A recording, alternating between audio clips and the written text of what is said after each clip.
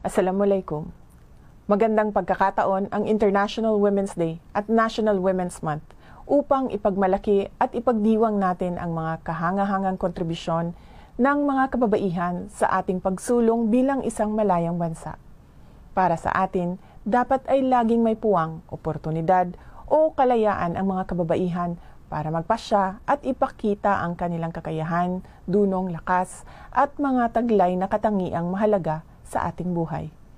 Ngunit panahon din ito upang tukuyin at pag-usapan pa nating muli ang mga sanhi ng kasawian at hirap ng mga kababaihan, katulad ng karahasan at trahedya.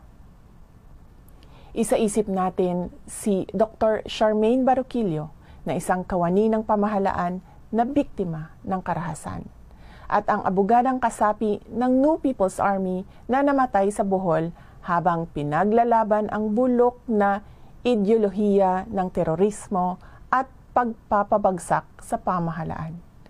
Nariyan din ang mga ina ng mga kabataang inarmasan at biktima ng panlilinlang ng NPA na hanggang ngayon ay nawawala o di kaya umuwi nang wala ng buhay. Huwag din natin kalimutan ang mga ina, asawa o kapatid ng mga pulis at sundalong nagbuwis ng buhay para matiyak lang na ligtas tayo at ang ating bayan. Marami tayong magagawa para sa mga kababaihan.